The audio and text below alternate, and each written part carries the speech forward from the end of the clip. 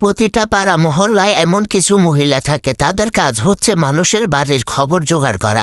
পুরাই বিবিসি নিউজের কাজটা হেরা কইরা দেয়। কোন বাড়িতে কোন ঝগড়া বাজলো, কোন বাড়ির ঝামেলা বাজলো, কোন বাড়ির বউটা কেমনে চললো, এসব এদের জানা লাগবো। আর আমি বুঝি না, আমার মাঝে মতো জিগাইতে ইচ্ছা করে, আপনারা কি খান? আপনাগো এত মানুষের লাইফের প্রতি এত ইন্টারেস্ট কিসের? আমার নিজের লাইফের প্রতি আমার কোনো ইন্টারেস্ট নেই। আপনাগো কিসের এত ইন্টারেস্ট? আপনি নিজের লাইফের সম্পর্কেও এত তথ্য জানেন না যত তথ্য এসব বিবিসি নিউজওয়ালা মহিলারা জানে। আমাগো ভাগ্যটা ভালো যে আমরা অনলাইনের যুগে ফয়দা হয়েছি।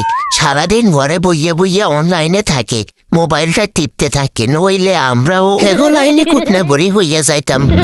আমি গহীন বনের উদাস পাখি, সুখের আশায় চাইয়া থাকি সারা জনম ভর।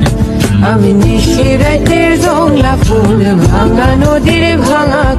প্রতিটা পাড়া মহল্লায় এমন কিছু মহিলা থাকে, তাদের কাজ হচ্ছে মানুষের বাড়ির খবর জোগাড় করা। পুরাই বিবিসি নিউজের কাজটা হেরা কইরা দেয়। কোন বাড়িতে কোন ঝগড়া বাজলো, কোন বাড়ির ঝামেলা বাজলো, কোন বাড়ির বউটা কেমনে চললো, এসব এদের জানা লাগবো। আর আমি বুঝি না, আমার মাঝে মতো জিগাইতে ইচ্ছা করে, আপনারা কি খান? আপনাগো এত মানুষের লাইফের প্রতি এত ইন্টারেস্ট কিসের? আমার নিজের লাইফের প্রতি আমার কোনো ইন্টারেস্ট নেই।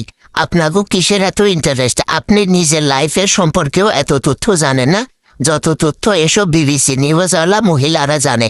আমাগো ভাগ্যটা ভালো যে আমরা অনলাইনের যুগে ফয়দা হয়েছি।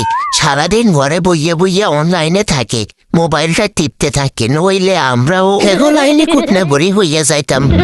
আমি গহীন বনের উদাস পাখি, সুখের আশায় চাইয়া থাকি সারা জনম ভর।